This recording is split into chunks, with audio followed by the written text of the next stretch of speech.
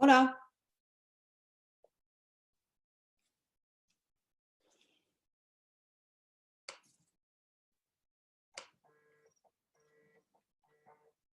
Hola, Adrián.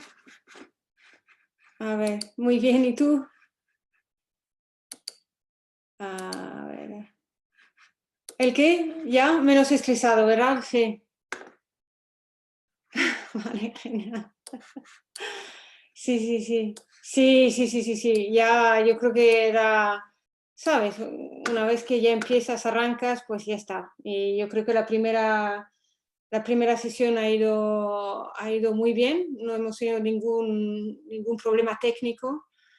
Hemos sido un poco, bueno, había un ponente pobrecito, el último, que, bueno, que fue un poco machacado por Leon Burnett, porque, sí, pobrecito, fue durísimo Leon. Y Leon tenía tal cabreo que se desconectó al final. Se fu- sí, sí, sí, se fue. No se despidió del panel. O sea, puso su cámara en off y hasta luego. Así que, qué horror, no me estará escuchando ahora. No, no, no, no está. No, no, no, no, no, José Manuel, no, no, no, pobre, no, José Manuel intentó, no, fue León. León se fue del panel, o sea, ni desapareció del panel, y quitó la cámara, quitó el micrófono y se fue antes de que José Manuel cerrara la sesión, ¿sabes? O sea, fue un poco duro y lo sentí muchísimo por este pobre Miguel porque era muy majo, estaba así un poco nervioso y bueno, pues ok, todo se puede discutir de una forma un poco menos agresiva, ¿no? Yo creo. Sí, sí, exacto. Ya, ya, ya, exacto. Sí, me acuerdo hace unos años ha habido otras ponencias del Quijote, pero bueno, si nosotros como organizadores aceptamos esta ponencia, al final la responsabilidad es nuestra. Entonces lo siento por Miguel, lo siento por José Manuel y por nosotros, porque parte de la sesión, parte de su ponencia estaba bien. Y la segunda parte, pues eso, o sea, era intentar defender el mito, o sea, defender el hecho de que el Quijote es un mito, ¿no? Pero bueno, ya está, o sea, son cosas que ocurren, pero lo siento mucho por este chico. Ya. Vale, venga, vale, ok. Entonces dime. Mm.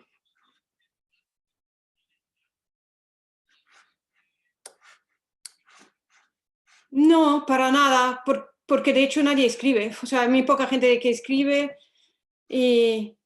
Exacto. ¿Cómo ha ido lo de la sesión plenaria? ¿La moderación ha ido ok era un poco... Sí, vale, vale, vale. ¿Y había mucha gente en presencial?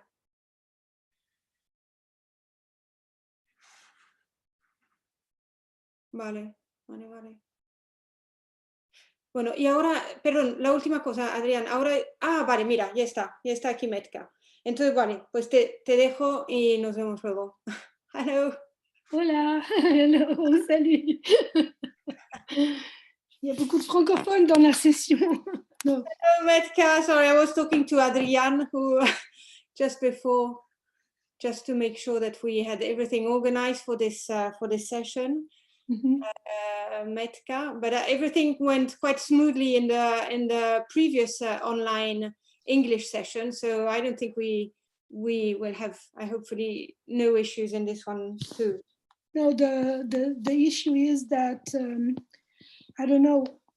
I was going to ask, should we be just rushing through it because Jose Manuel was he didn't keep like half an hour per person, and somebody didn't even talk for half an hour. I mean, somebody was going over, but he was kind of really rushing them. Yeah. Hi, good afternoon. Oh, hello. Hola. Francisco. Good afternoon. Good Hey, afternoon, Lorraine. Lorraine. Hi.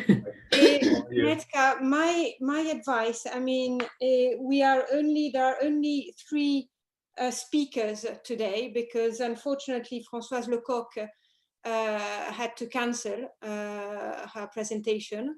Yeah. So being just 3 speakers and having 2 hours from 3 to 5 gives us a bit more time. And so I think we can be a bit more flexible in terms of, you know, giving you a bit more time to answer the questions. We will obviously follow the same pattern as before. So presentation, questions, and then presentation, questions like that. And once we're done, right? Once But I think we'll have a bit more time, so I think we can, you know, it's all going to be a bit smoother than the previous one where we were a little bit more rushed with time. Oh, but we stopped at 1:20, not even 1:20. I know. I think, Metka, I think it's because it's the first one. So we just all have to get used to this. Well, it's marvelous that it's functioning. I'm just glad. Exactly. I think it was the first one, so maybe, you know, we had a few issues to solve, and we just have to get used to this new format. But now that we've done the first one, and this is, you know, I think it's going to work more smoothly. Well, I was just trying to see how to direct people, how to moderate the whole situation. You know, the principle still in place that every single paper will be kind of taped until, you know, that there's 1/2 an hour per person, or is it not even such a big deal? Well, exactly. When we had the meeting, when we were talking about how to direct people during the presentations, we were told that there would be slots, 1/2 an hour slots, but that's not that much for English, right? It's more for Spanish because people can switch from one session to another. Yes, you're absolutely right. Yeah, Metka. In our case, I think it's going to be slightly different. We will allow each speaker to give a 20-minute presentation and 10 or 15 minutes question, depending on what, you know, on what we get through the chat. And obviously the other speakers are very welcome to make some questions, ask some questions. But as I say, we are not as bound by time as the other Spanish sessions or the sessions that we had this morning. Yeah, and still ask people when we start not to write questions during the presentation and wait until the presentation is over. That's correct, Metka. I think it's a good idea to wait until the presentation is over. Otherwise, it will distract the speakers. Yeah. But I have seen this morning, for example, that we didn't have that problem. No one asked a question in the middle of the presentation. The questions came afterwards, and actually, you know, we had plenty of time to read them slowly.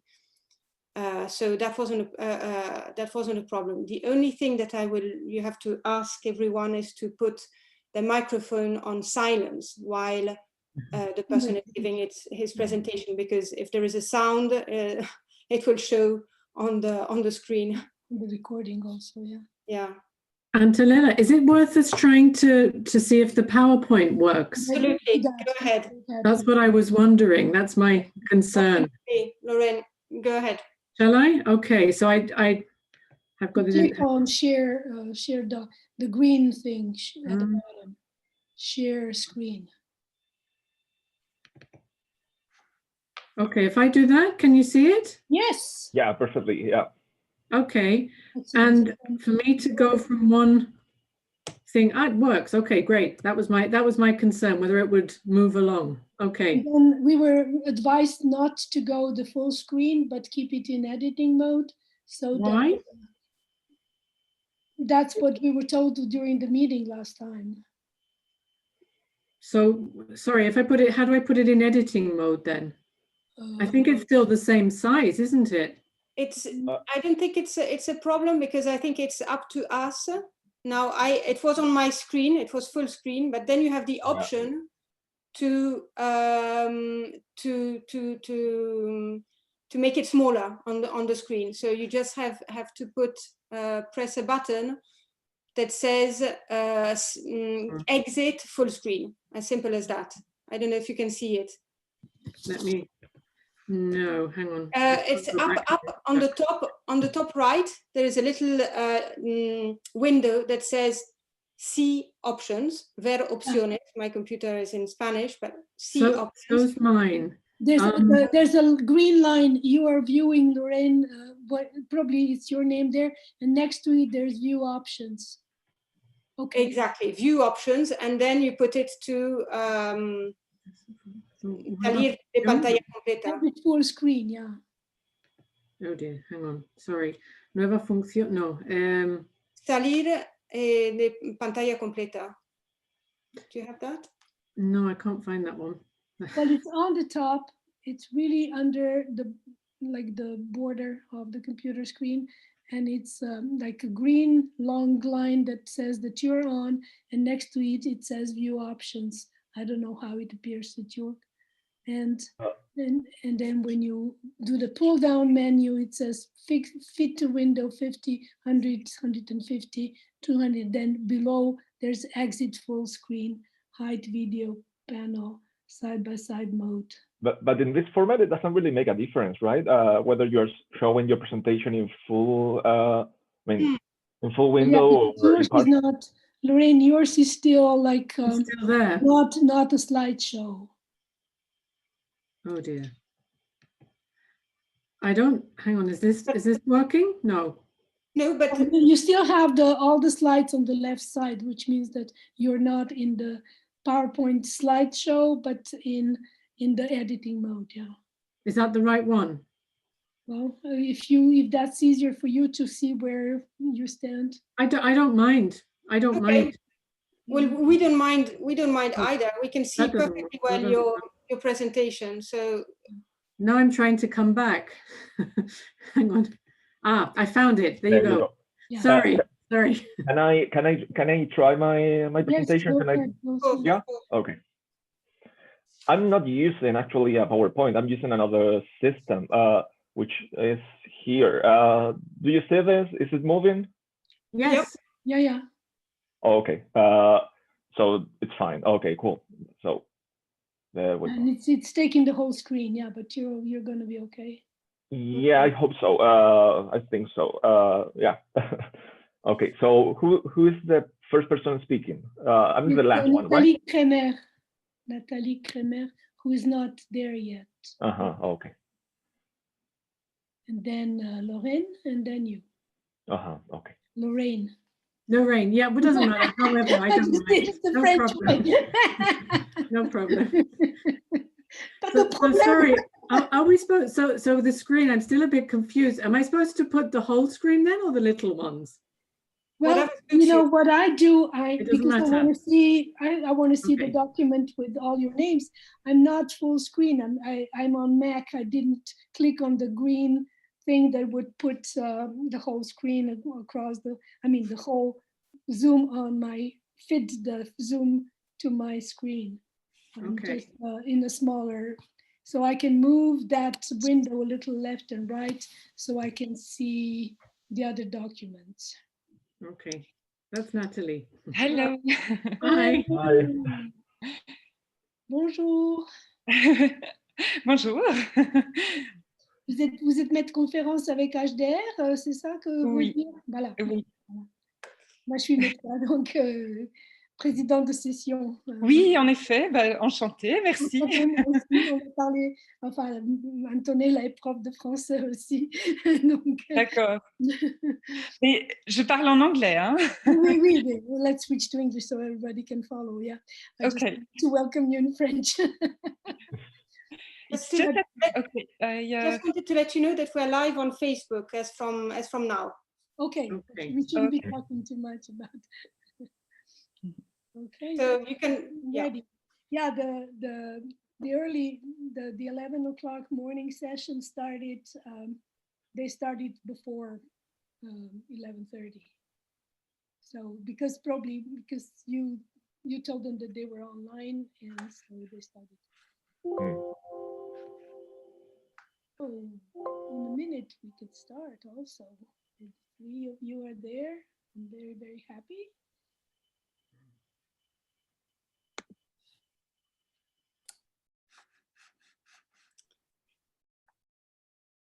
Shall we turn off our microphones then? Yes, I would. Okay. All right, maybe if people are, yeah, okay, great, Natalie. Ah, that's working. You see the screen, the PowerPoint? Yes. That's fine, okay, yeah. You want me to take it off for the moment? Maybe just for a second. For a second? Okay, I just stop. It was just for testing. Okay. No, that's perfect that you did it. So maybe I can start with my duty as the moderator of the session. I'm very happy to welcome the 3 speakers. We don't have Françoise Lecoq, who needed to, unfortunately, to withdraw. If we have audience, and I think we will, for the time being, we have 9 people, including us, I'm sure. People are already aware that they are not supposed to be writing chats during the presentations, but please, so some advice for everybody who's attending. When we finish with the presentation, the person interested may write the question in the chat, and then I'll read the questions, or the presenters will have access to the chat function, and they will be answering directly. We will have a little more time than strict half an hour if the discussion goes on. And I would like everybody to mute the microphone once we have the discussion going, especially, I mean, the 2 of us, the presenter and myself, will keep the mic on, and then I'll turn mine off too. So I'd like to, it's 3 o'clock sharp, and so I'd like to introduce to you our first speaker, Nathalie Kremer, who is, as she calls it in English system definition, senior lecturer authorized to direct research, which means maître de conférence HDR at the University of Paris-Sorbonne, Sorbonne Nouvelle Paris 3. So she focuses on 17th and 18th century literature, criticism, and aesthetic and literary theory. And I'll let her introduce her paper. Okay, I'll thank you, and hello everybody. I'll share my screen. So just a minute. Please share your screen. Yeah. Yes, is it working? You see yes, the screen? Yeah. Okay, perfect. Okay, first of all, well, Antonella is here, and Adrian also, so I want really to thank you, first of all, and also José Manuel for this, yes, for the highly sophisticated organization, we can say, of the conference, and maybe we can say it's not far from the realization of what was not so long ago, maybe a scientific dream, this bimodal way. So congratulations and thank you for this opportunity. In my lecture, I would like to study the myth of Pygmalion in regard to its actual developments. The myth of Pygmalion is essentially the dream of the becoming true, the becoming alive of an image. It is a dream that the illusion of an image turns into a real and living being. When I say image, I refer, of course, also to a sculpture, a wooden, or even a woven artifact that we can touch and manipulate, like a doll, for instance. In any case, doll, statue, painted portrait, or even photograph, we have a real object representing a non-existing figure.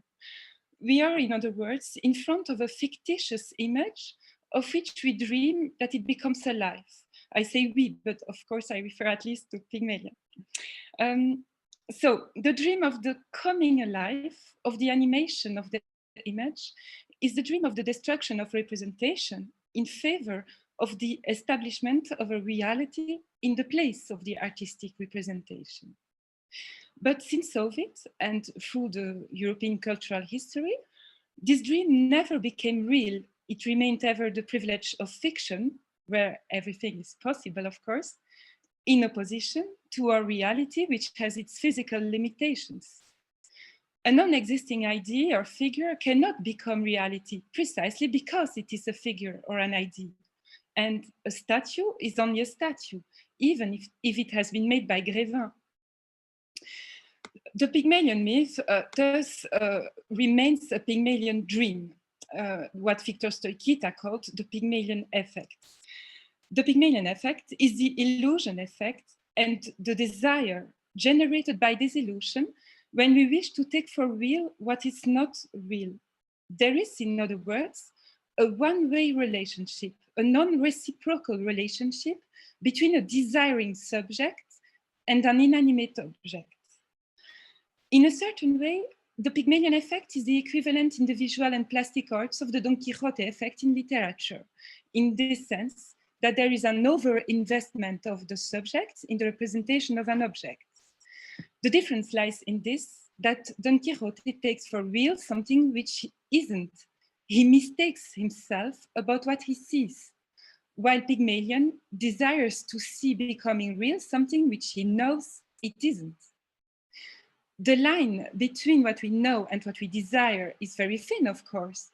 When the desire becomes too great, we are overwhelmed by it, and we forget, that is, we want to forget, we desire to forget what we know. But at the origin of the experience, there is no mistake in the Pygmalion effect. There can be a mistake as a consequence, but it is the effect of our own desire. In other words, we can say that the Pygmalion effect is really an affective illusion and the Don Quixote effect a cognitive illusion. When in the story of Cervantes, we see Don Quixote attack the puppets of Maese Pedro, there is no Pygmalion desiring to see them real. He takes them as real and therefore intervenes in the scene. The effect is, of course, the same, the destroying of the representation, but the consequence is the opposite. In the place of the representation, Pygmalion gains a real person of flesh and blood, while Don Quixote gains nothing but a destroyed artifact. So as you can see, the questions that I want to answer in my lecture are the following. What kind of experience is the one of Pygmalion before his statue, between illusion and desire? Is it a kind of shared ludic feint, as Jean-Marie Schaeffer defined the fiction in his essay, Why Fiction? And do the actual versions of the myth of Pygmalion consist in the same experience as the one in the traditional versions of the Ovidian myth that Victor Stoichita studied? The study of Stoichita on the Pygmalion effect stopped precisely on the threshold of fiction and virtual reality. Indeed, at the very end of his study, Stoichita concludes with the following statement: on the threshold of the Pygmalion effect and of the book that talks about it is virtual reality. So that's the last line of his book. Stoichita seems to consider that virtual reality representations consist in a new stage in the development of the myth. So the question is to know how the myth functions in front of Pygmalion experiences driven by the actual technological developments, and especially the development of artificial intelligence used in robotics as well as in virtual reality. Do they generate a new experience of the Pygmalion effect? And do they make the Pygmalion dream becoming real? So I make you see the plan of my lecture here, I will consider, as you see in this presentation, two major forms of the actual versions of the myth of Pygmalion: a robotical form and the form of virtual reality. And I will study these forms with the help of two examples taken from Japan: the example of the virtual singer Hatsune Miku first, and also the example of the Geminoid HI, a robot realized by Professor Ishiguro in Osaka. I will analyze this as the third stage in the development of the myth of Pygmalion, which I will also present in a second time. So I'll start with the concrete example of a virtual case of the myth of Pygmalion with the example of Hatsune Miku. In January last year, the French newspaper Libération published a post announcing the marriage in Tokyo on 4 November 2018 of Kondo Akihiko and the virtual singer Hatsune Miku that you see here on the slide. Hatsune Miku is a cultural icon in Japan.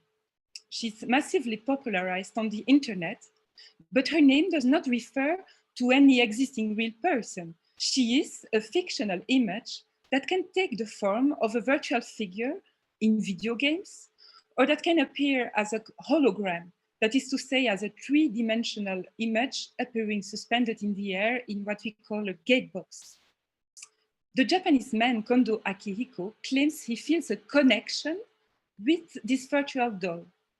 By saying that, by using the word connection, he seems to make a confusion between the pragmatic situation, that is the establishment of a virtual connection with an image, and the ontological effect, which is the non-reciprocal feeling because there is no reality or no real entity behind the appearance of this figure he worships.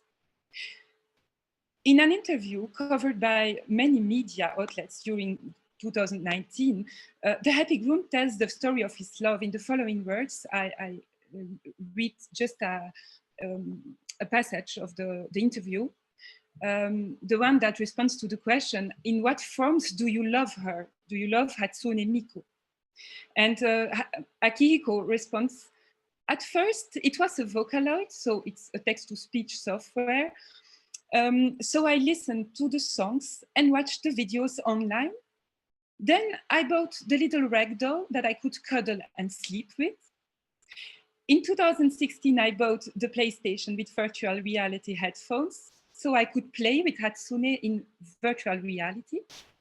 And all of a sudden, she appeared in front of me, close by, and it was really exciting. In February 2018, I bought the Gatebox, and then Miku, in the form of a hologram, became interactive. Thanks to the Gatebox, my life with Miku has taken on more color. In the morning, she wakes me up saying, good morning. In the evening, she greets me kindly when I come home from work. If I stay awake too long, she tells me it's time to go to bed. Her presence has become much more palpable. She crossed the screen. I'm waiting for the next versions, the ones that will allow Miku to materialize freely in our world. I'm also waiting for us to give her an artificial intelligence so we can really talk to each other. So we clearly have here a case of Pygmalion effect as an investment of the own desire in a non-reciprocal relationship with an image as an effect of what David Friedberg described in The Power of Images. Indeed, the beloved woman does not exist. Can we say that the marital bond, on the other hand, does exist? Well, it exists at least in the eyes of the young man, but the so-called marriage has no legal value because the singer does not really exist. So the marriage certificate has not been delivered by the civil authorities. The certificate has only been provided by the Gatebox. The marriage, therefore, consists in a form of shared ludic fate, in the sense that Jean-Marie Schaeffer defined it. It's a playful pretense in which the game is taken very seriously. But is it only a game for the young man? Since he is deluded by a Pygmalion effect, he conceives himself as really married to his fictional beloved. And the game has no end for him. because the game has definitely replaced reality. So we can say that this marriage of Akihiko and Hatsune Miku is an example of objectophilia, a love of objects whose practice has been intensified in the last decade, with objectosexual marriages becoming more and more widespread and mediatized. The most famous cases being those of Li Yinju having married his manga cushion, and that of Erika Eiffel married with a Tour Eiffel. However, when the sexual desires relates not to a real object, but to a virtual object like Hatsune Miku, can we say that we are confronted here with the intrusion of fiction into reality? Would this inconclusive marriage between Akihiko and Miku form a marriage between reality and fiction? For Akihiko, for the Japanese young man, this statement is certainly true. He says, as we have seen, that his beloved has crossed the screen. That's the word he uses in the interview. And this image of the crossing of a screen has become emblematic of metalepsis since 1985, when the character of Tom Baxter crosses the cinema screen in the film The Purple Rose of Cairo of Woody Allen. So for Akihiko, there is metalepsis in his love affair with Hatsune Miku. However, if this phenomenon of metalepsis takes place from his point of view, it is entirely from his own doing.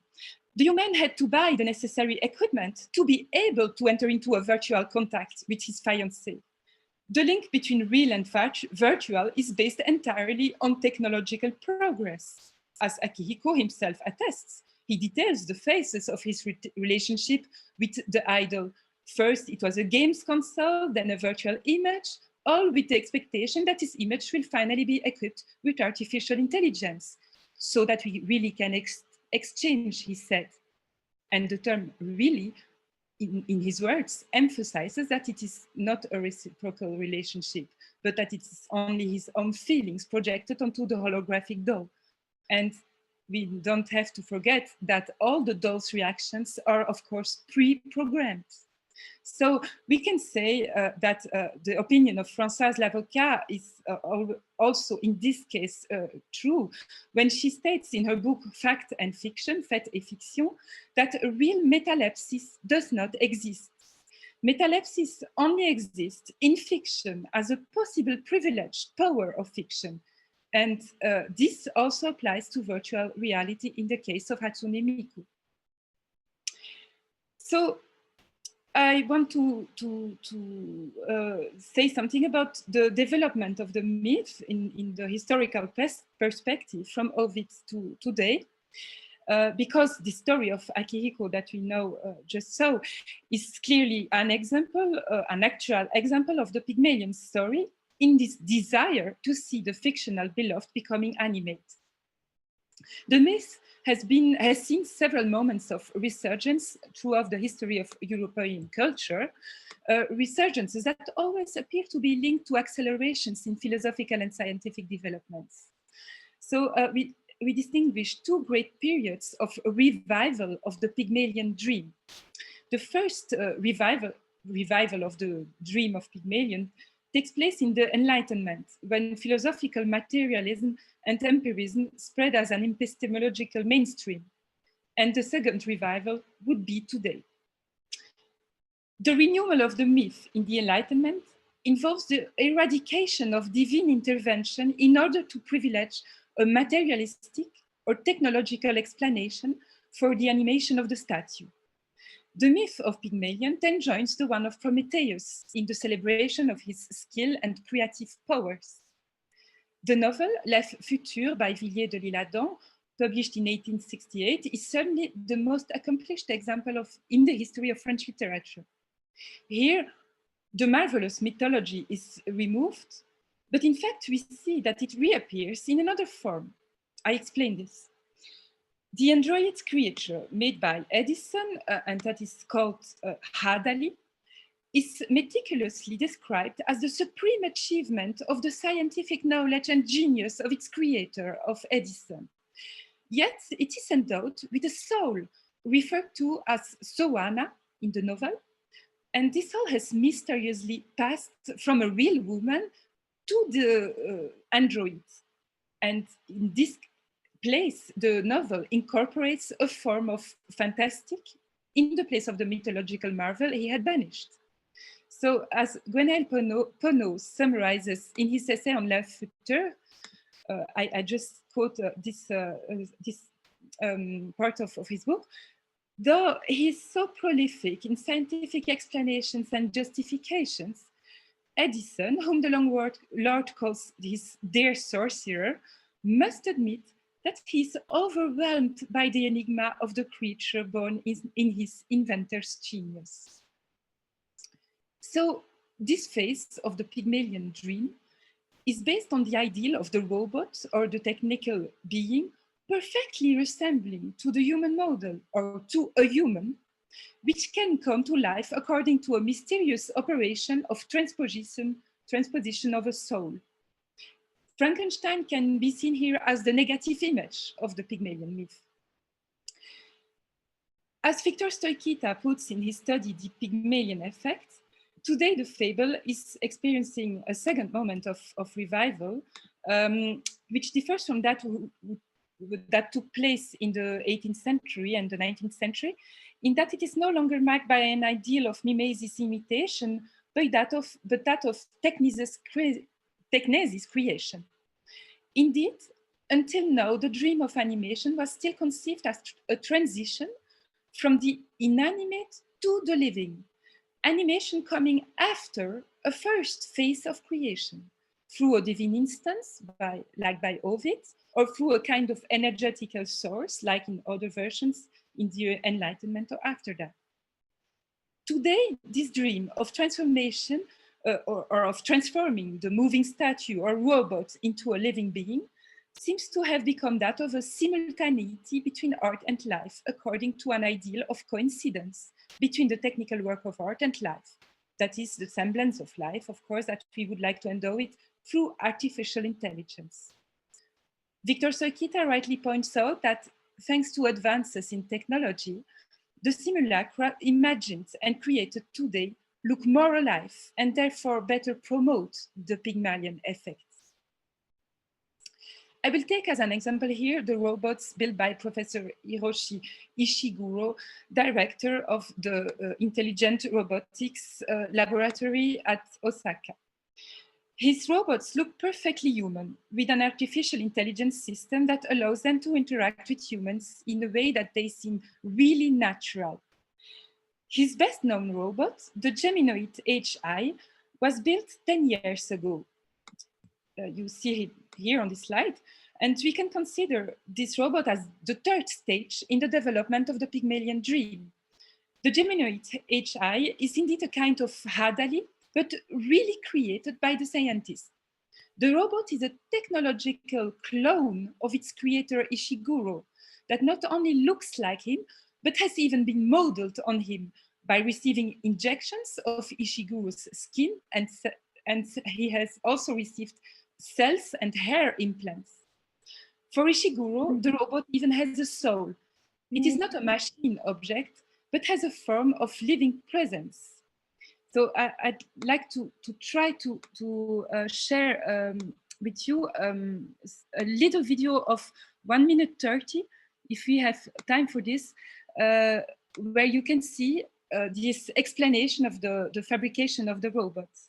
So I don't know if it's working, if you see, it's on YouTube. Do you see the film?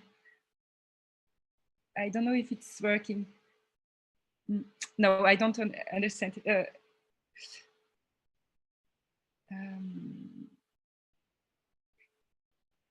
Metka, I don't understand you. Do you see the film on YouTube?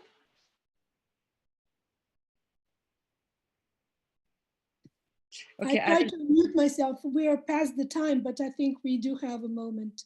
Okay, thank you. Okay, so I put it on. I hope you see it. It's not so long, so I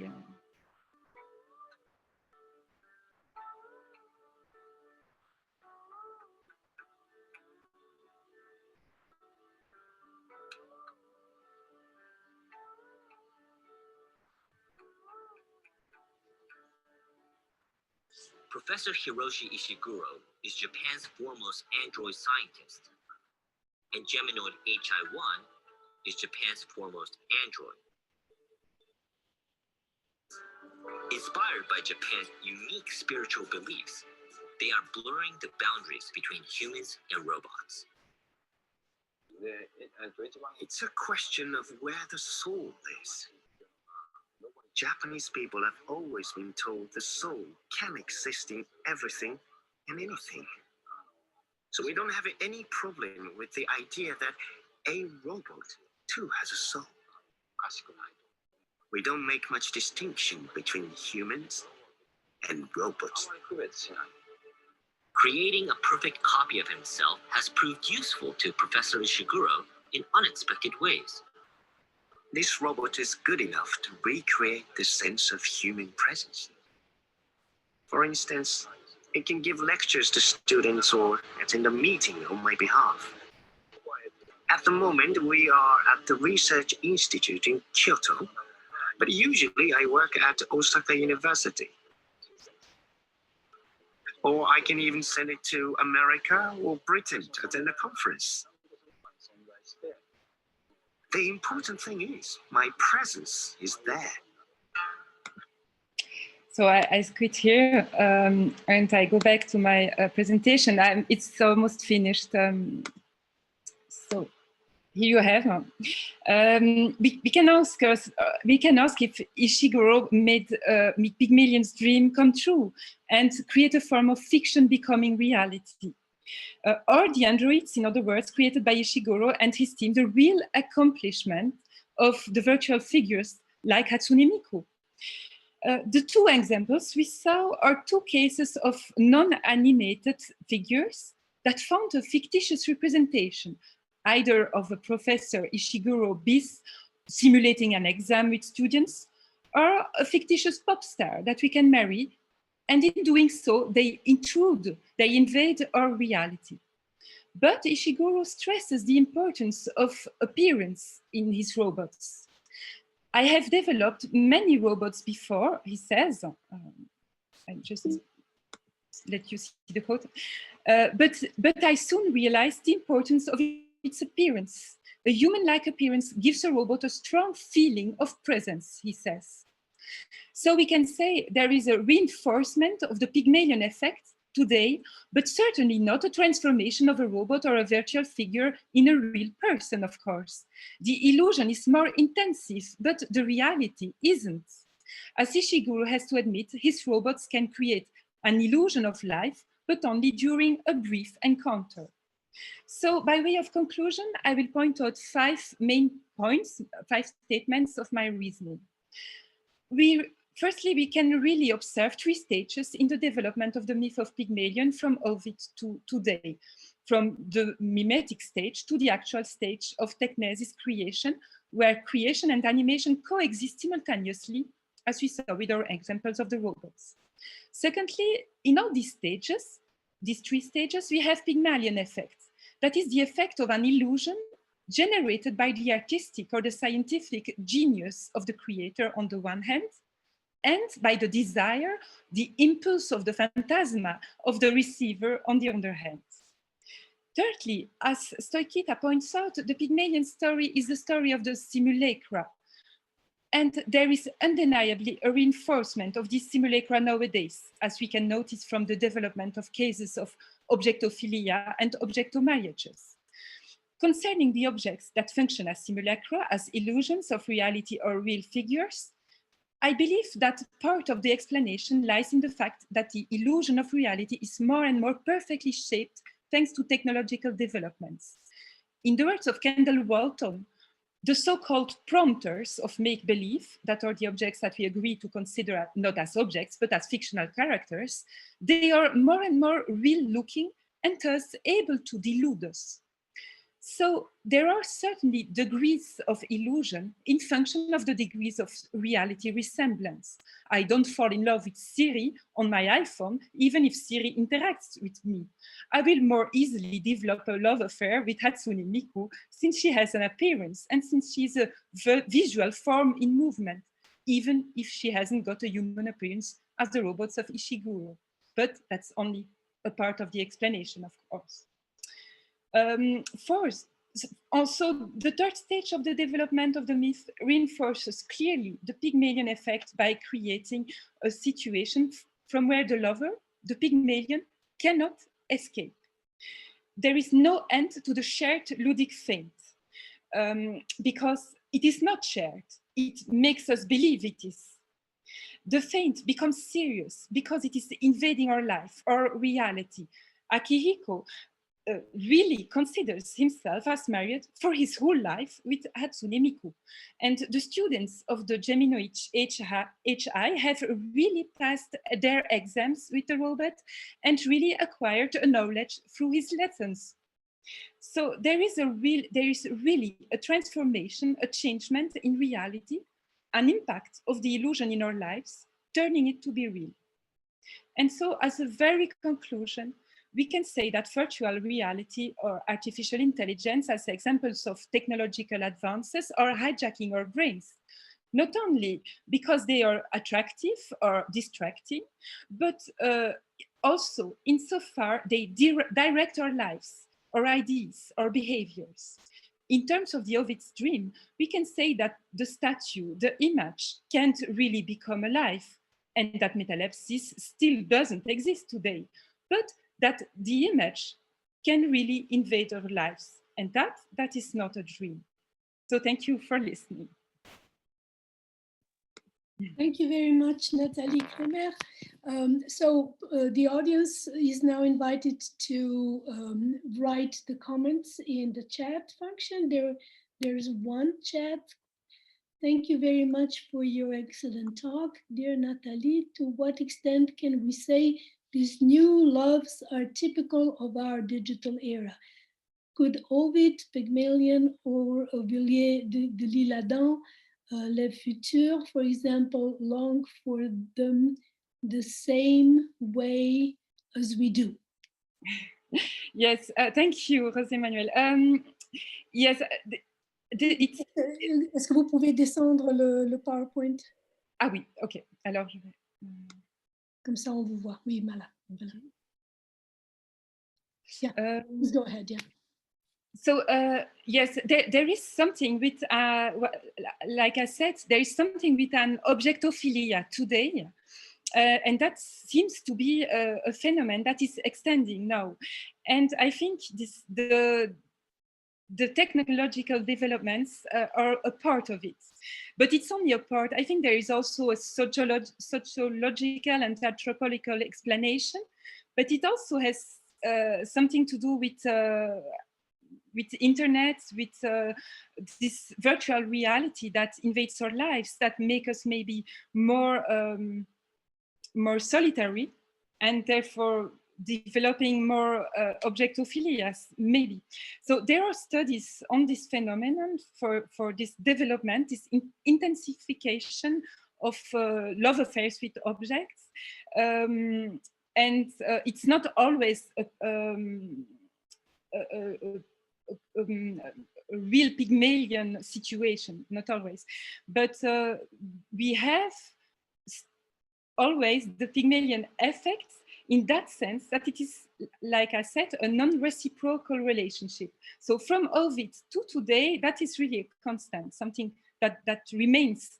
It's an investment of the subject in an object, and it's a one-way relationship. So I don't know if that's if that was your question.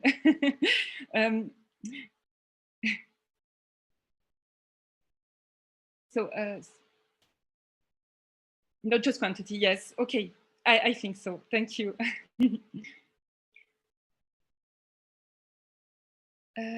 Christina, thank you. I would like to ask, to what extent can we speak of a Pygmalion myth connection if in the cases described, the lover is not the inspired, yes, of a unique artifact, but some pathetic consumer? Okay, Christina. First, I want to say that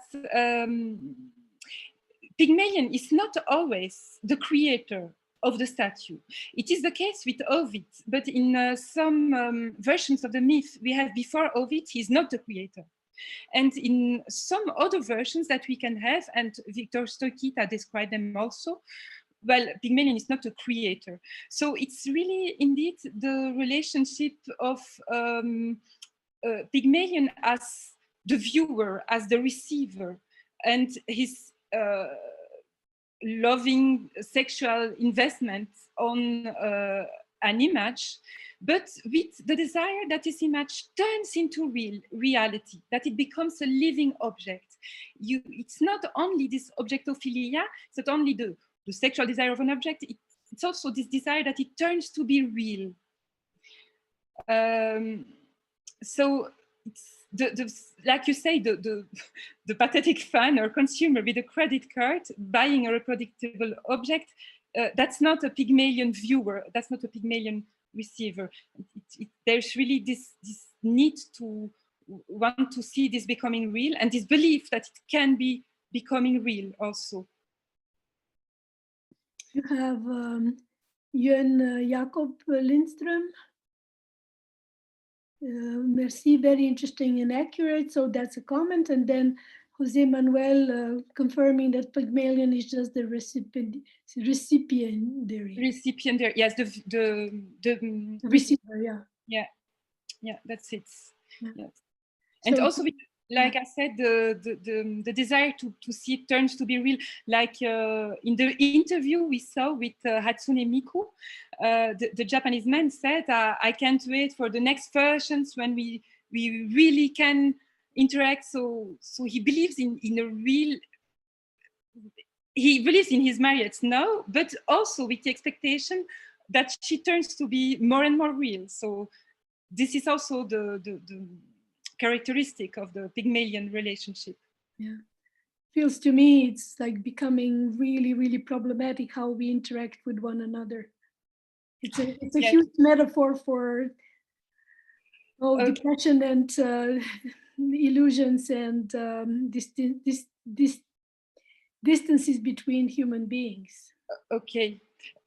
This just from Christina. She says the quality of the object. Yes.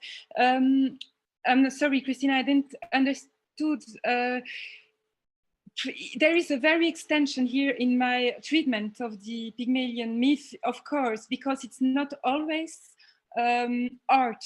You mean at the beginning it was an art, not only an artifact, but also an artwork, a statue. But can you say that Frankenstein is an artifact, you see? Can you say, with the example that I gave of Hadali in Le Futur, that it is a work of art, an artwork? Not really. It's more there, an object, a robotical object. So there is certainly an aesthetic use of the Pygmalion myth, but it's not only an artistic or aesthetic use. The myth of Pygmalion is really broader. It has really an anthropological and cultural and so on value. I hope Christina, I respond better. And then, well, it's really triggering a lot of discussion, which is wonderful. Juan Francisco, do you want to ask it? And if you unmute yourself, you can ask your question directly. So could we say that this love not only originates from the objects themselves, but also from the actions that they invite us users to perform? Yes. Okay, thank you for your question also. Indeed, I made very clear that there is a non-reciprocal relationship, but I wanted also to make hoping clear that there is an effect of this inanimate virtual object on our behavior, on our believings also. So you're right, there is an effect, a pragmatic effect of these objects, of these images on us, on our reality. So yes, you can say that to respond to your question. And Christina, thank you for your answer. So do we have any more questions, or should we continue with the next presenter? Thank you very much, Nathalie. It was a really fascinating paper. So let's pass on the baton to Lorraine Kerslake-Young, who holds a PhD in children's literature and eco-criticism. She's author of The Voice of Nature in Ted Hughes' writing by children, for children, sorry, from Routledge in 2018, and is an active member of the ECO and a member of Aglaya. She's currently managing editor of the Journal of Eco-Criticism, Ecozone. So leaving you the mic. Thank you very much, Metka. And I just wanted to thank also Antonella, Adrián, and Jose Manuel also for organizing the conference, and especially given the situation. I think things are going remarkably well. I'm going to try and share the screen then. Okay. Can you see this? You can, but it's still big, isn't it? Right. Does that work better? You have the, yeah, you have the PowerPoint. Just go ahead, please. Okay, sorry. Yeah. Okay, thank you. So I'll begin then. Apocalyptic fiction and dystopian fiction forces us to re-examine society's problems and consider our actions and places in the world. Living in the middle of a pandemic has left us with a disturbing sense of unreality. Books and films that reflect biowarfares or viral outbreaks, contagious diseases, and pandemics that used to read like science fiction lately seem to have become uncomfortably real. Whilst fantasy fiction allows us to escape reality, science fiction can also provide us with a window through which to confront our darkest fears. My paper today is based on Richard Adams' disturbing narrative, The Plague Dogs, a tale of two dogs on the run from an animal research centre set in Northern England. Central to my analysis is the context in which the book was written and the fact that it was published parallel to the development of the animal liberation movement in the late 70s. In the light of animal studies and eco-criticism, I propose to read the novel as one that dismantles the supposed mutual bond between humans and their canine companions. Given the context and theme of this conference, I'll also be considering how Adams makes use of complex symbolism, combining elements from Jung's archetypes of the collective unconscious and Campbell's The Hero with 1,000 Faces. As I will argue, The Plague Dogs also reads as a mythological narrative which incorporates the magic flight motif in which the fugitive canine heroes must overcome difficult obstacles along their journey in their attempt to survive. Richard Adams is best known for his best-selling classic Watership Down, which was published in 1972. And this book appealed to adults and children alike. The story is basically an animal story which he uses to attack human civilization in a kind of odyssey about a colony of rabbits that are forced to travel across the country in search of a new home when their burrow is destroyed. In this epic saga, Adams developed something that we could say is close to an anthropomorphic society using the rabbit's perspective. Not only do rabbits have their own myths and fairy tale and folk tales, but Adams even goes as far as creating a special language to underline the rabbit's otherness. In words of Simon Flynn, this is an animal secondary world which both reflects aspects of our world and uses the perceptions of rabbits to defamiliarize aspects of human society. The book was taken to the screen by Martin Rosen, who also directed the version of The Plague Dogs in 1982. And although my analysis today will focus mainly on the book, the illustrations that I've used in the PowerPoint do come from the film.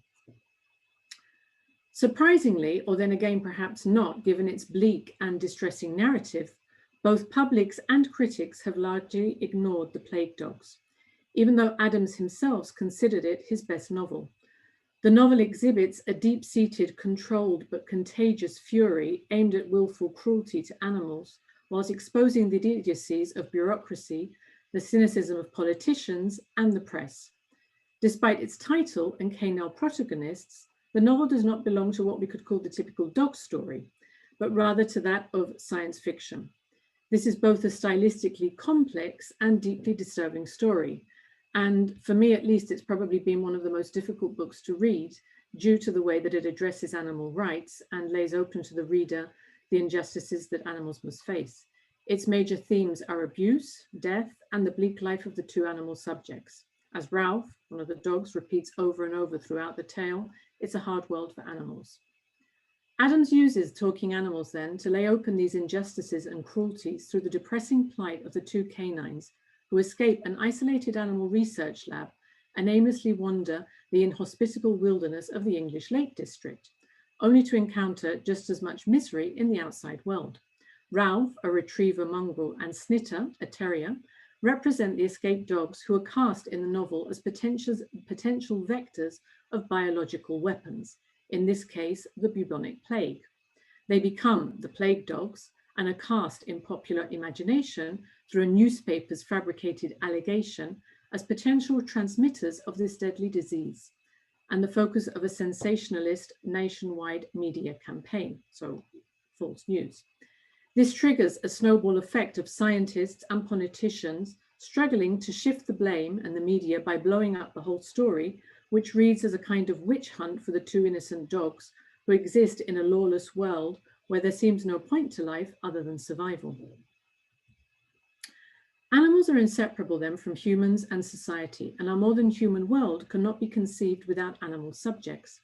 How we depict non-human animals in literature and their place as subjects in literary texts can also reflect and challenge our own thinking. In words of Margot Di Meglio, what is important about literary representations of animals' minds isn't whether or not they're accurate, it's what they reveal about how humans think about animals and what the consequences of that thinking is. Great works of literature that use animals as satire, such as Swift's Gulliver's Travels or Orwell's Animal Farm, have often been placed between the two categories of adult and children's fiction, and spark the debate of who the implied reader is, and whether animal stories are for children, adults, or a confluence of both. More often than not, stories with non-human animals are commonly labeled as fantasy fiction for children. This is largely due to the fact that animals are given the power of articulate thought and speech. As Erica Fudge points out, I quote, "We lack a language at present in which we can think about and represent animals to ourselves as animals in ways that are not metaphorical." Likewise, the difficulties of communicating with non-human beings is a major theme in both fantasy and science fiction, whether these be real, supernatural, or extraterrestrial. In general terms then, our affection towards animals is directed towards those animals that are not eaten, that is, companion species. In this sense, dogs have been considered the first animal species domesticated by humans, and the story of the canine has been fundamentally entwined with that of humanity since the earliest of times. Dogs are not uncommon either in folklore or mythology, and are often seen as companion animals to heroes, gods, or goddesses, and symbolically associated with loyalty and vigilance, often acting as guardian and protector, hence the notion of man's best friend. In this category, dog literature abounds and is one of the most famous types within the genre of animal stories. Eric Knight's Lassie Come Home, The Incredible Journey, or even The 101 Dalmatians all praise the dog's innate loyalty towards their human companions. Depicted in fiction and real life as man's favorite companion species, they fulfill functions that range from much-loved pets to hardworking animals. However, the dog's status as man's best friend offers them little protection from being one of the species most regularly exploited, locked in cages, and forced to endure excruciating scientific experiments, as denounced by PETA.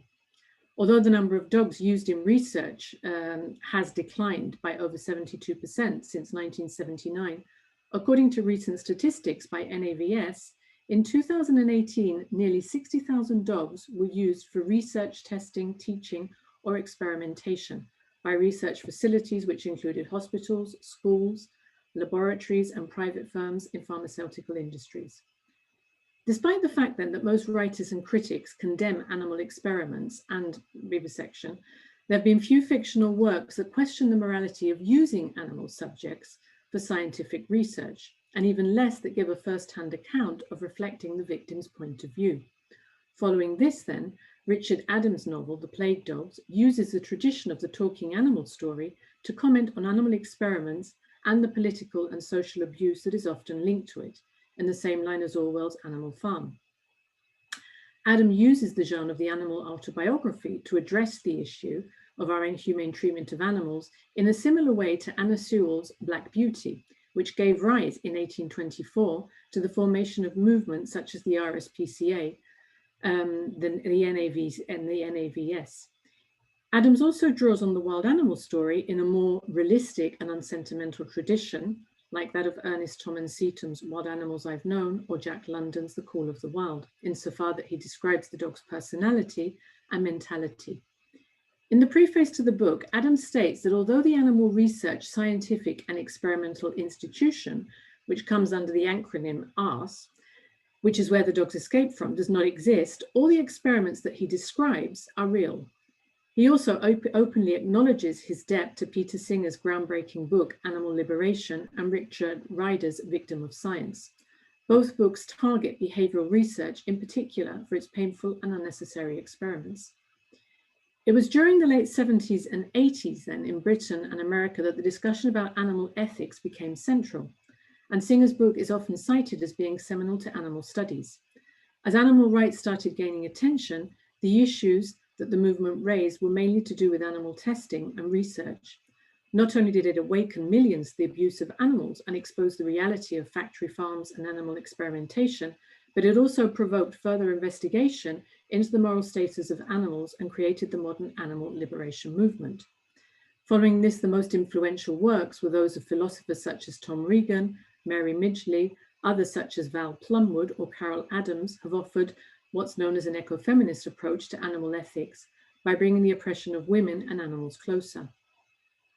Despite progress then in the movement, especially in Europe and the treatment of farm animals, thanks to other initiatives such as the Great Ape Project, there's still much to be done. Animal suffering is still used today in areas such as toxicology, cancer research, neurological research, and many other areas which all involve conducting injuries and or inflicting pain or harm to non-human animals. Experiments such as these are explicitly detailed by Adams, who was, throughout his life, a defender of animal welfare and was involved with organizations such as Cruelty Free International and served as the president of the RSPCA. The Plague Dog opens with a scene from experimental psychology, that is, survival expectation conditioning, water immersion, which basically means seeing how long a dog can survive in a water tank without drowning. The dog in question is Ralph, a large Labrador retriever who only knows torture and trusts no human. He's presented to the reader as 815. Day after day, he's nearly drowned in a water tank and forced to swim for his life until exhaustion makes him sink. Meanwhile, Snitter, a black and white fox terrier, known as 732, has been the subject of an imperfect brain surgery, which has left him in possession of a fractured reality and vision. He was sold to the institution after being held responsible for his master being knocked down by a lorry. While Snitter has memories of good men, Ralph has no such illusions. The story draws much of its power from the psychological complexity of the canine protagonists, since both dogs are mentally ill and deeply traumatized. Both show typical symptoms of what in human psychology would be referred to as post-traumatic stress disorder.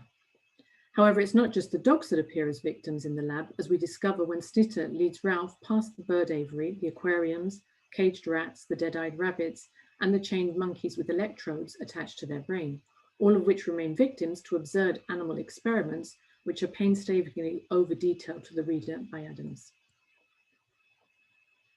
The first stage then in the dog's journey is to cross the threshold to the outside world. In this case, they do so by barely escaping from the lab through a bloody incinerator, which finally leads the dogs away to freedom. From this point onwards, Snitter and Ralph are forced to overcome a series of dangers which recall Campbell's Hero Quest, as proposed in The Hero with 1,000 Faces, and also that of the Road of Trials. That is the road that dogs must take. They travel the countryside and befriend a fox who teaches the two dogs how to survive in the wild by showing them how to steal eggs and hens and hunt. The fox is not given a proper name and is simply referred to as the Todd, and appears as a kind of messenger in the form of an archetypal folk hero and an ambiguous trickster figure. He's the aid that appears in the form of a third party during the magic flight of the hero's journey, in order to return home from the realm of the supernatural. Later in the novel, when the Todd meets his own death in a fox hunt, Adams spares no details in reminding us that this is, in fact, a very real fox. Despite the torture inflicted on them in the lab, the dogs are constantly haunted by an innate sense of duty towards humans, which renders survival in the wild virtually impossible. As a result, it's when the dogs break free that they suffer the most from hunger, from fear, and from cold. Throughout the novel, Snitter often nostalgically reminisces about his past as a pet. I quote, "A long time ago, when there were towns, when there was a real world, I used to live with my master in his house. He bought me when I was only a puppy, you know, and he looked after me so well that I can't remember missing my mother at all. And I never really thought of my master as a man and myself as a dog. Not in those days, there were just the two of us." However, in this case, neither of the dogs have a home to return to. I quote, "Snitter and Ralph thus find themselves walking a borderline between the human and the animal world, but are rejected by the one and unable to find their way back to the other. In consequence, they live in a constant state of unhappiness. They're too human to find their place among wild animals and too animal to be accepted by humans, and both striving to fulfill their innate duty and trying to turn away from it leads only to suffering." In fact, it seems that the only way the dogs can find peace is by believing themselves to be dead. As Snitter repeatedly insists on telling Ralph, I quote, "Ralph, you still don't understand, do you? We're dead, you and I. I killed us both. We're here because I've destroyed everything, the world for all I know. If I can die and stop it all, then I'll stay here and do that, but perhaps I've died already. Perhaps dying, perhaps even dying doesn't stop it." Adams makes use throughout the novel of complex symbolism and is heavily influenced not only by Campbell, but also by Carl Jung, as can be seen in the way in which he combines elements from Jung's theory of the collective unconscious, such as the frequent allusion to water. Jung defined water not as a metaphor, but as a life symbol, which exists in the dark of the soul. In the narrative, it appears both in the form of the water tank at the very beginning of the story and in the sea at the end. Indeed, at the very end of the novel, when they're being tracked down by the soldiers, the dogs believe that the sea is their only way to escape. If, according to Jung's theories, the ocean is a universal symbol for the unconscious, that is, for life beyond conscience, it is through Snitter's mind that we start to make the connections this concept has with death. "Ralph, look." Ralph stopped dead in his tracks, hackles rising. "It's the sea, Ralph, the sea that Todd told me about that day after I'd come out of my head. I remember what he said. He said, salt and weeds, it's all water out there. I didn't understand how a place could be all water. Look, it's moving all the time."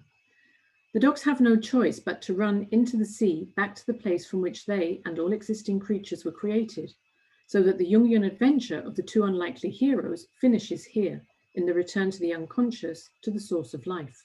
I quote, "No feeling in the legs, cold, cold, longing to rest, longing to stop, losing 2 gasps in every 3 for a lungful of air, the stinging, muzzle-slapping water rocking up and down. This isn't a dream, it's real, real. We're going to die. Cold, sinking, bitter, choking, dark." Snitter and Ralph's adventures follow the same stages as Campbell's mythic tale of the hero's quest. Like many a human hero has followed in tales and mythology. Theirs is the internal path of the mind, questing for the final answer of the Jungian integration of personality through the energies of the unconscious.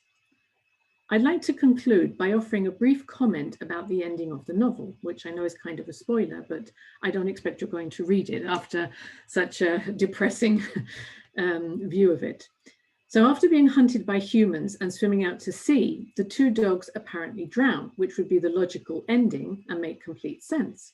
This was in fact the original ending that Adams proposed prior to advice from his editors, who felt that it was just too bleak. As a result, the novel ends with the dogs being rescued by 2 naturalists who just happened to stumble across them in the middle of the ocean. And not only do they save them, but they restore them to Snitter's master.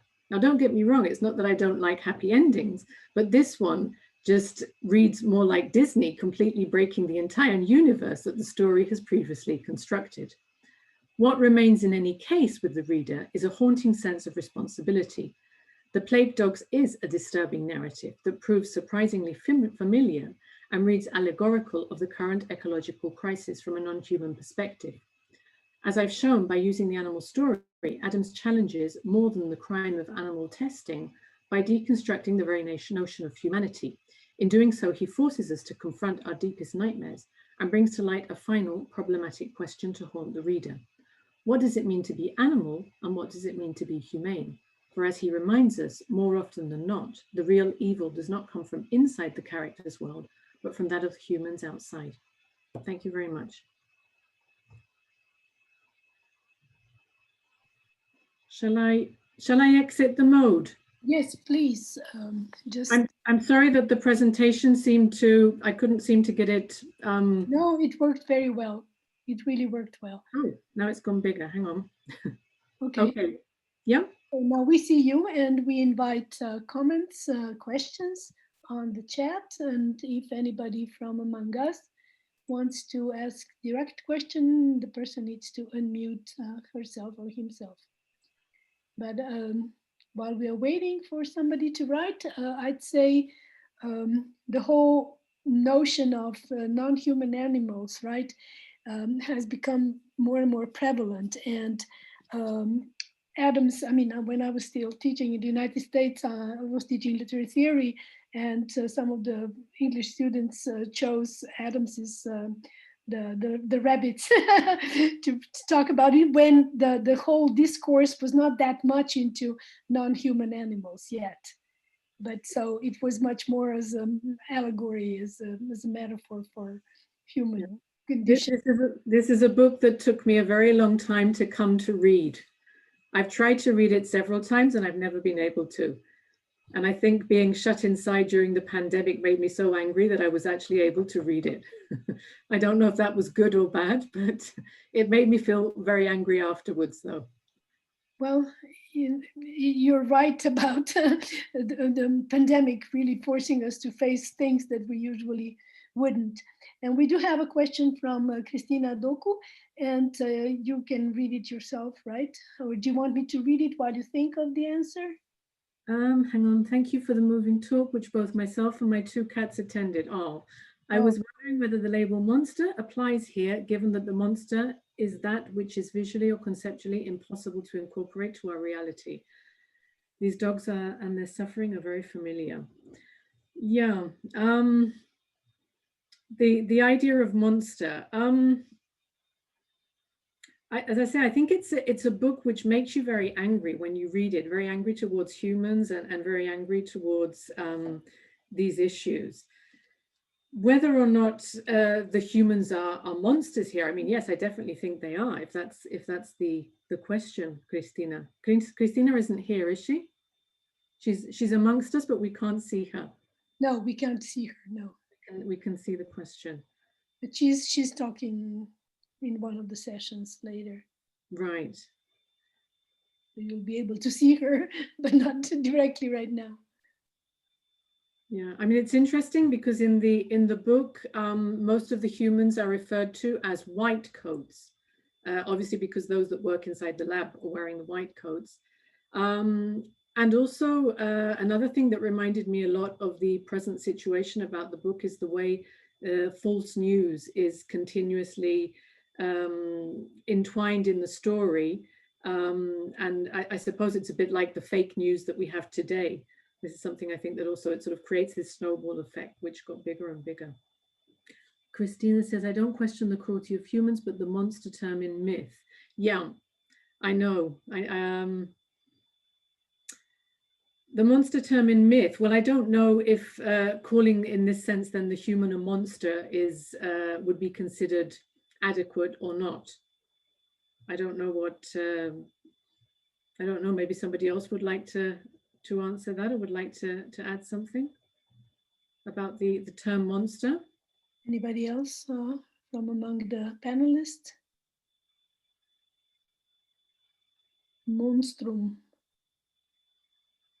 showing the darkest sides. And I mean, in that sense, I don't know, Christina, if this is what you were thinking of, but it's showing really the most unacceptable behaviors and cruelty and total lack of empathy. So if this is to be monstrosity, I would agree with that. Yeah. Well, I think that there's always a human component in any monster. I mean, sometimes we form a monster by using that which we don't want in us, or If we construct a normative human being, if there is one, then the monster is what that human being is not supposed to be. So separating the monster and the human, for me, is a bit complicated. It's not really possible. The monster always exists in relation to the monster, to the human, sorry. Mm. Well, Jose Manuel just wrote, monster is always a hybrid. Mm. And Nathalie had a comment on the novels of Henry James. The image of the ocean is a symbol of the unconscious, Mm-hmm. very important. But more important for James is the fact that the ocean preserves things. They remain undamaged, also in the novel of Adam. Ah, because of the ending, you mean? But the thing about the ending is, and this is actually quite interesting, is, as I say, Adams had actually written this ending, and this is the same ending which, if you see the film actually has the original ending. And this kind of happy ending is one, as I said, that was imposed by the editors because they just felt it was too depressing and too sad. But they didn't seem to think that the rest of the novel was equally depressing and sad. So it sort of comes as a kind of shock when you get to the end, and then it sort of goes on, and it doesn't really make much sense, first of all. It sort of, and then when you find out that this wasn't the original ending that he did. Yeah, I suppose the idea about the ocean being, it could be that the fact that they preserve things, they remain undamaged, that would be a positive sense to it, I guess. I think here, though, it was more the idea of him returning to the ocean, returning from where they came from. I actually, Natalie, I had a question for Natalie before, and I think in the chat, I didn't send it to her. I don't know how, but I think I sent it to somebody else. So maybe, can I ask Natalie a question quickly? Go ahead. It's kind of related actually to this. We were talking, well, in your talk, Natalie, you were talking about these artificial kind of robots that have been created. And I was thinking, in the context that we are at the moment, maybe this will be something in the future that we will actually have then. As now we're already having conferences online, will we be having artificial clones at conferences one day in the not so far away future, do you think? Yes, of course, and Ishiguro uses his clone, his Gemini, to go to conference in his place. So he's doing this already. And yes, but there, here I'm myself today. I'm not the clone of myself. No. I know. Yeah. No. No, but I don't know if this practice will be. There's a price behind that. I don't know if everybody will be able to make use of such a practice like Ishiguro does. But yeah, I don't know. Well, it's, in general terms, in an overall picture, it's not such a new thing. You know, children have dolls that they consider as filled with some energies, and they communicate with those dolls as with, you know, invisible friends, or, you know, so humanity has always had that propensity to create a doppelganger, or, I mean, that's why we have the myth of doppelganger, that something that would be soothing, that would help us in our lonely moments, in isolation. I think that it's always been around, and you know, the voodoo dolls are the other side of the same issue, right? You create a voodoo doll and you can harm somebody through it, so it holds your energy. It's you know, the healers, the shamans, they've always known how to do these things. Today we're just using technology to make this doppelgangers. Well, for the dolls, that's sure. It's the example that always comes back for theorists of fiction. I mentioned Kendall Walton and his Mimesis of Make-Believe. The doll is a prompter. It's what he calls a prompter. So it's an object that makes you helps you go into the fiction. but what you develop there with the, how can we say, the obscure face of forces and energies of such objects, well, yes, that's a question of believing. That's a step further. We saw in the film of Ishiguro that he believes in the fact that his robots has a soul. He says that's a Japanese believing that objects are animated, but there you make a step to outside of technology.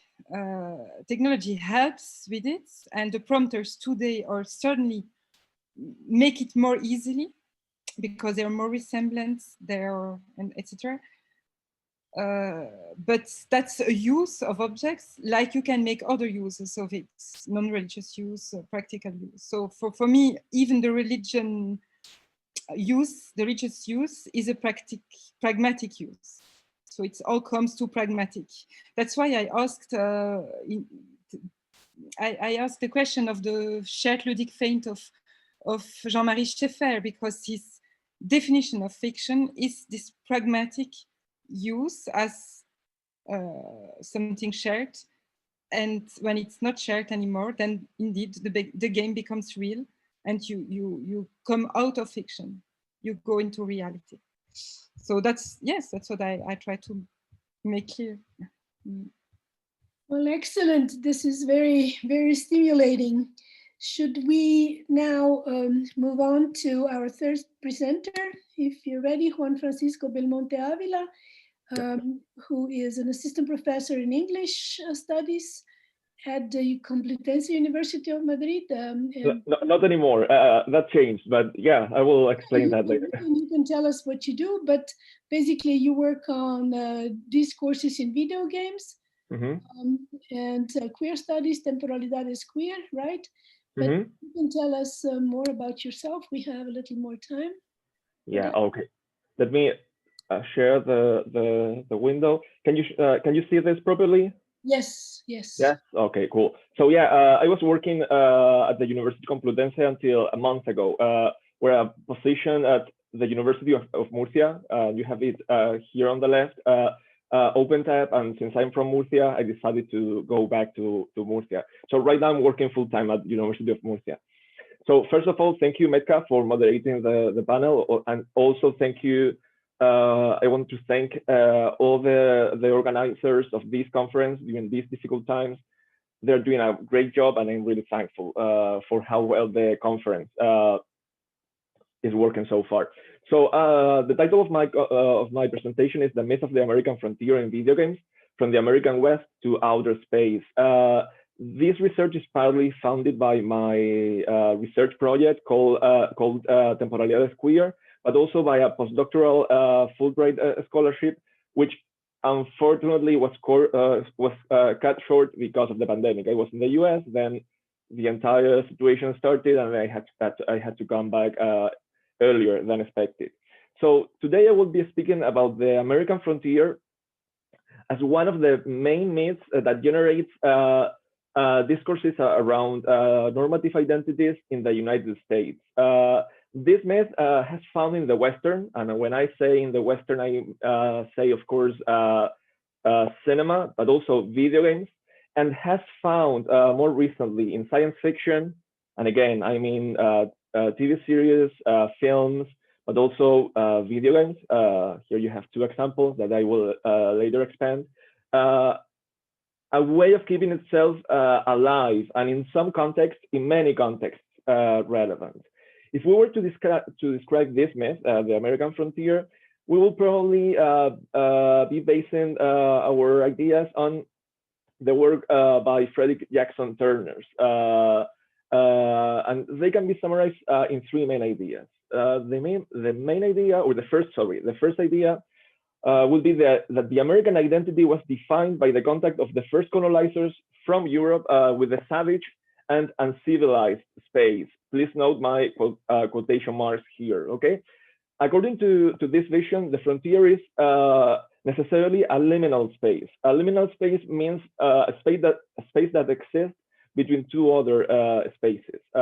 On the one hand, we find a space, the frontier, that is found outside cities and fully civilized places, which are in turn subjected to corruption. Cities, towns, civilization in general brings corruption with it. But at the same time, it's also a part, or is set apart, fully savage spaces. So it exists between the two. As a liminal space, as something that exists between civilization and nature, it is doomed and was doomed to disappear. And it can only exist as a myth. It is doomed, or it was doomed to disappear, because as civilization expands itself, the amount of natural space available and the amount of frontier space available gets smaller. There is less and less and less space to be conquered. And it is a myth because it needs nostalgia to really work and to really appeal to the general consumer and to the general public, if you allow me to use that term. Also, the frontier anointed the US as a bringer of civilization, and not only within the US, but also outside its own border. If we were to consider these three characteristics and then add Roosevelt ideas in Ranch Life and the Hunting Trail, then the frontier would also be a masculine or masculinized and wide space and myth, where women play a very subordinate, a very secondary role, and where non-white identities have very little agency. I'm not saying that in US history, non-white or women people did not have any agency or were forgotten. I'm saying that in this discourse, as part of this myth, they did, okay? And in fact, as a myth, the frontier as a historical reality based on facts or sustained by facts really has very little credibility. And this little credibility really comes from the fact that it silences and ignores many people and many events that are non-white and that are non-masculine or that are not carried out by men.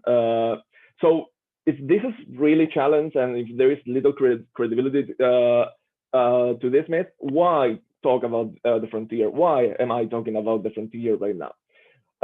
There are several reasons, but probably the most important one is that the frontier allows us to identify how certain actions of an entire community are justified. When I mean actions, I actually mean expansionist international policies once the national frontier closed down. So the entire of the United States space gets conquered. We don't have any savage, again, quotation marks, savage land. So what do? Okay, we look outside the national borders. And when I say community, I mean that the frontier has been used and is still used as a way of creating a sense of we or us versus some form of they or others. So, and how and why does the frontier still survive? Does it still exist? Of course it does. And we can identify three reasons for that. The first one is that the frontier allied itself with the sublime to incite similar responses. When I talk about the frontier, about the sublime here, when I think about the sublime here, I refer, or critics also refer to a friendlier, tamer version of the sublime. Not as challenging, not as deadly, something closer to what Blaise Pascal and Pierre Teilhard, sorry about the pronunciation, defined the sublime, and of course not in the same way as Kant, which was a way more challenging or deadlier sublime. According to Jan Johnson Smith, the frontier as something that incites the sublime in us, or that connects or brings the sublime to us, is a remarkable opportunity for complex human beings to contemplate the minute and an immense universe around us, and then to prosper as part of that. As a myth, the frontier used technical advances to create responses associated with the sublime. We have, for instance, the use of cadmium-based pigments used by painters, the arrival of the train, which connected distant locations, but also served as an iconic symbol of civilization in the frontier. And of course, the arrival of cinema, while the frontier, or while this imagined space was still theoretically being discussed as real. And the second characteristic is precisely that the frontier has in cinema its most valuable ally, an ally that is capable of reproduce the frontier discourse very well, and at the same time produce specific stories and events that produce identities that are linked with this or to this discourse, that are then consumed as history. So we are producing a form of discourse that is based on a myth, that is based on a story, that then is consumed as history. And I like a lot the fact that in English we have the distinction between story and history. In Spanish we only have historia, and we have to deal with two very different terms or concepts. But in English we do have this distinction. So as time went by and changes began to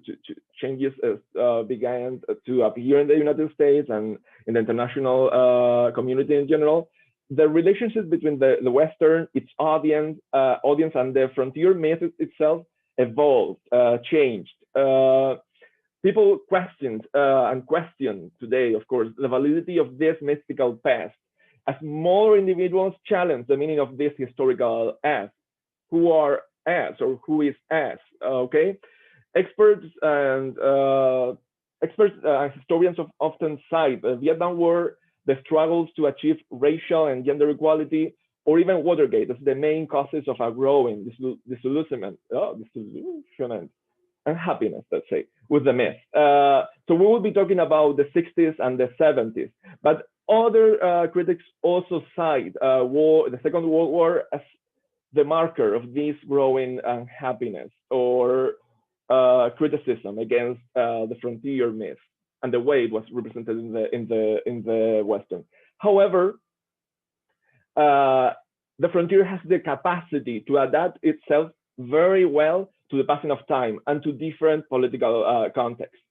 In the case of Westerns, after the 60s, experts see a transition for a more optimistic and naive portrayal of the frontier myth, with heroes who are aligned with the wide masculine approach of the myth, to then a more pessimistic one in which the myth is not so much about heroes, but about people who do not fit, or about the end of the frontier as a haven. I just said, and I'm repeating myself here on purpose, that the frontier adapts itself very well to the passing of time. And in fact, it adapts itself so well that made the jump and makes the jump to other genres. This myth, in fact, found in science fiction a way to keep itself fresh. We have the famous sentence, or the famous term, space, the final frontier. Something said by President Kennedy, but also found in Star Trek. And if you visit NASA's webpage, you will also find it there, like one of the main headers in the webpage. When discussing science fiction, I will focus my attention, however, not on movies or on TV series, but on video games. And in fact, some minutes ago, I used two images, these two. And these images were used to anticipate two different approaches to the frontier in science fiction and, of course, in video games. So let's start with the right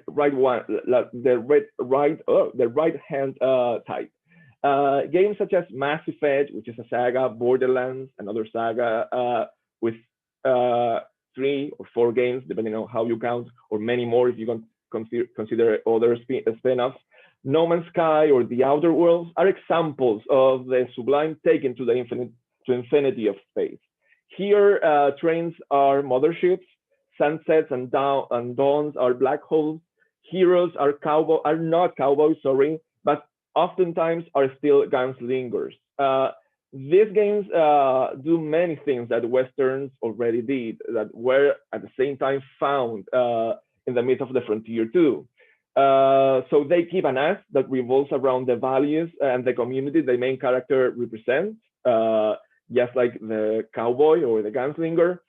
They keep the exploration of savage spaces and communities. Again, savage, I haven't written savage with quotation marks, but please imagine that I have. That are changed forever as a result of our heroic, or infamous actions. And if we were to go back to the image from Mass Effect 2, one of the images that we saw some minutes ago, this one, okay. These are the secondary characters or the party members the main character can recruit. Then we discovered that these myths, or that these myths, or that this new way of interpreting the myth is not only populated by white men. However, we have here a headshot, which is very graphical, maybe. These frontiers still create others in universes where there are still mechanisms or ways that justify our forms of violence against them. So there is still an us, there is still a them, and there's still ways to justify aggression or violence against them, wherever they are. Additionally, in games such as Borderlands, the frontier returns by other means, which are as a wasteland that connects the future with the past. And we are moving to the second type of science fiction approach to the frontier. This kind of future frontier looks back to the past, and is particularly present in games such as Wasteland or Fallout, both sagas. Here, the future does not take place in outer space, but goes back to the Earth, or remains on Earth, if you prefer that. In these games, the frontier is not a savage natural space where civilization never arrived. Instead, it is a space that was once colonized, that wasn't conquered in the 19th century by European migrants, but then became truly savage after a nuclear armed or a natural disaster. A disaster that is frequently and ironically frequently caused by the very same bringers of colonization, men. In this future, the past does not only keep on living through the myth of the frontier, but also through waste and ruins too. Let's take a look at Fallout 4. So here you have the prototypical American diner in ruins, and a very, very, very decadent way of revisiting the 1950s. The future here and the frontier are built on top of the remains of an imagined version of the American 1950s, which are, together with the American frontier, another great way or inducer of the American myth in the US. In this new old myth, the others can be, and this is partially related to what we said about monsters and even robots earlier. The others can be monsters that the product of radiation of our own actions, or about people who are like us and their actions. People who can agree or disagree with, we can agree or disagree with depending on our decisions, or sometimes entire communities that can disappear or prosper as a result of our actions. While for us, the frontier is still a way of transforming our stories into history, of transforming a myth, a discourse, into history, into a way of justifying an entire identity. And this is the end of my presentation.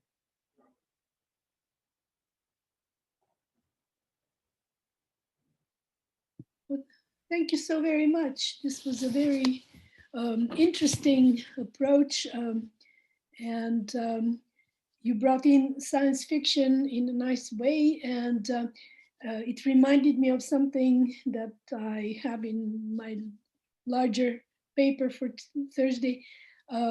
Speaking of outer frontiers, the space as the ultimate frontier. You know that since 45, the Pentagon has a special task force for the exploration of the galaxies, the outer spaces, and in anticipation of possible attacks from foreign extraterrestrial forces.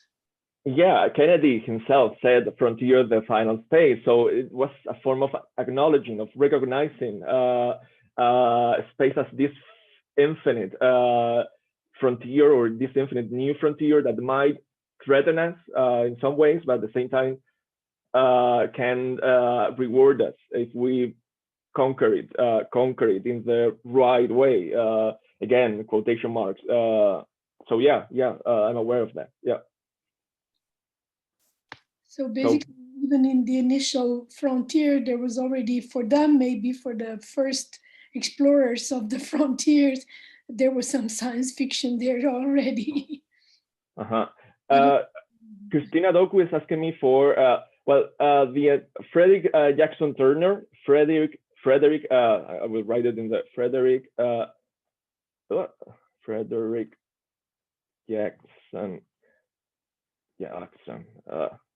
Jackson Turner is the person who initiated the myth, and who is also who is usually used as the starter, as the creator of this discourse. Okay, you answered that question. Do we have any other questions from the audience or from the colleagues on the panel?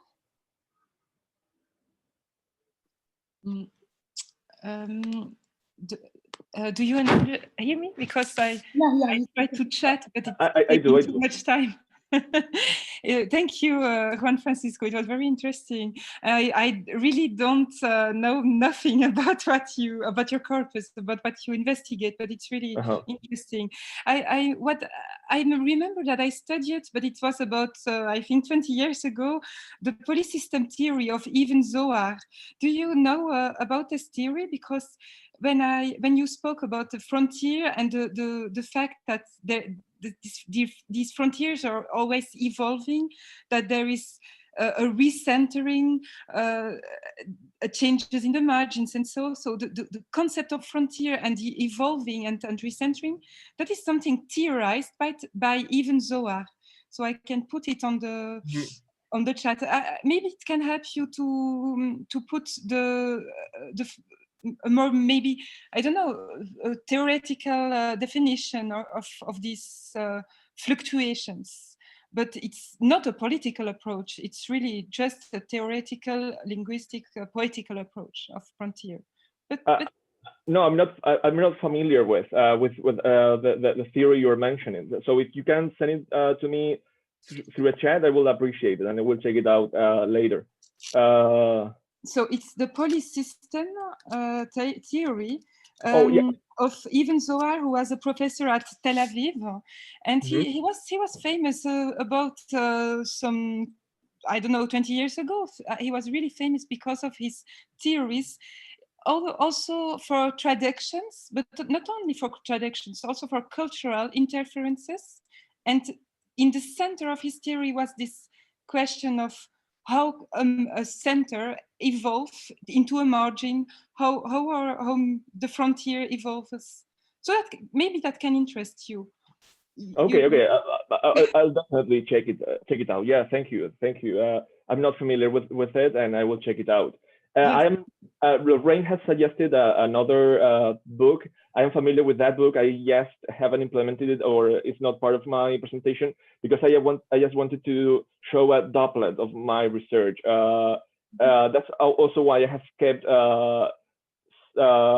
citations and authors to a minimum, because I wanted to treat this as a way of introducing